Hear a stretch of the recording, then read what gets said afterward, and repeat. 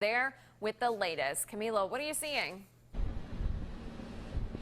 Morning, Maria. It's definitely a winter wonderland here in Jacksonville, and it is also a cold morning here in Onslow County. As you can see, the snowfall has been continuing throughout the entire night into this early morning, and it's made enough snow. It's made enough accumulation to be on cars, onto the grassy areas, but it's not made it enough to be on the roads. That's the good part about the snowy conditions right now here in Jacksonville. People can still drive on the roads without having that worry if snow is on the streets. And I'm going to take you right now a look as to what we are standing on. Right now, you can see that some of the snow has made it on to the grass area, but it's definitely not enough to make a snow angel or maybe a snowman, but it's definitely enough to see that there has been snow in Jacksonville.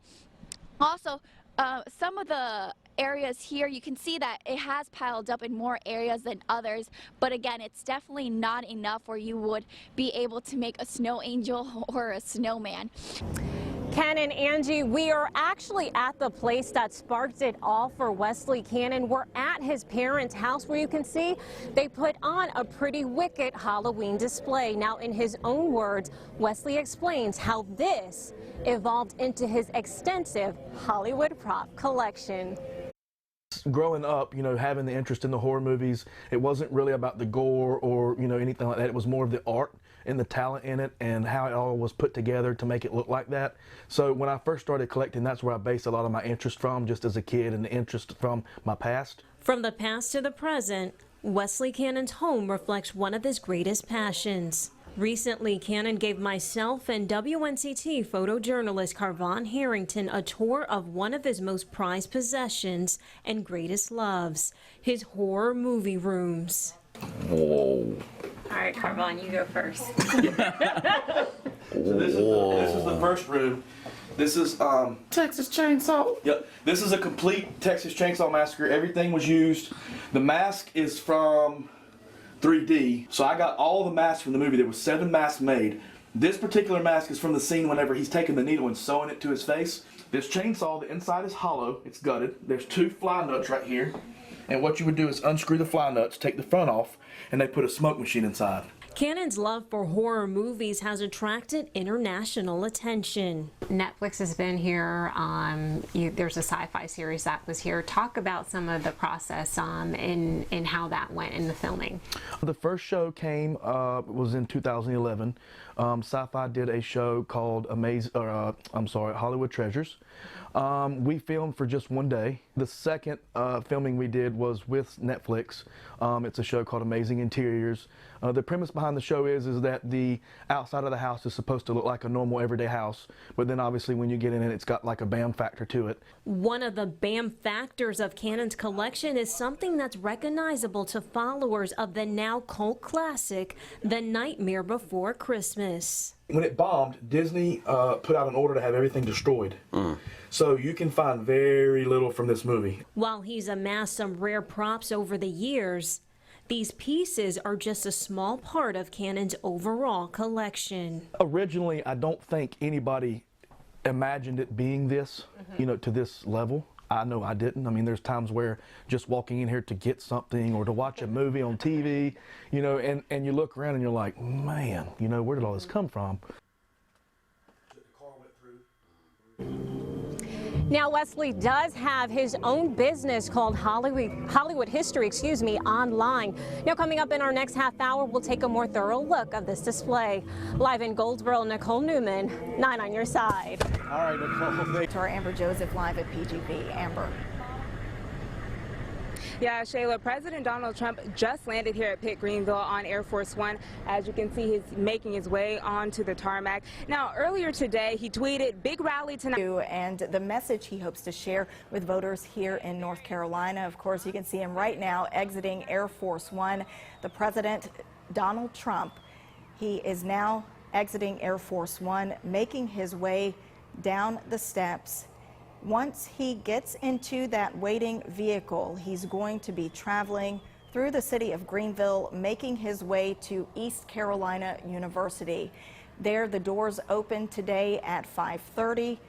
You can see him just now getting ready to get inside of that vehicle. The doors opening over at East Carolina University's Minges Coliseum around 5:30 this day. Homes in the area of Carmen Avenue, Henderson Drive, and Gum Branch Road had to be evacuated after the gas leak. And students at Jacksonville High School also evacuated this afternoon. Now your side's Aaron Dean is on scene now. Aaron, what can you tell us about these ongoing repairs? The area that you see behind me was once completely closed off, but some parts are now back open as crews try to figure out what happened with this gas leak. Now take a look at this video. City leaders tell me Jacksonville High School, a daycare, homes, and businesses were under mandatory evacuation that started around 1:45 today due to the leak.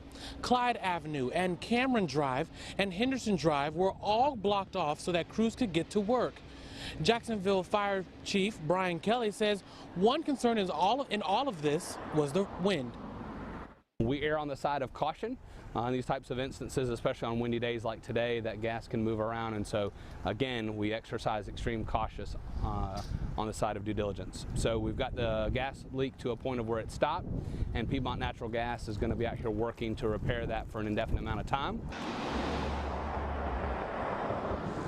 Parts of Clyde and Cameron Drive are still closed. Henderson Drive is back open. Crews are working to get families back in their homes and business owners back in their shops. And we will continue to talk to city leaders to figure out the cause of this leak. So stick with us on air and online for the latest. Live in Jacksonville, Aaron Dean, 9 on your side.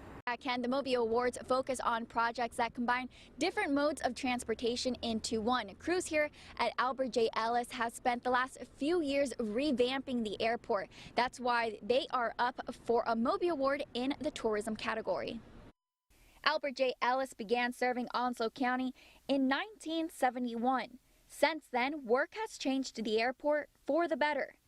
And this project replaced the 1971 terminal building.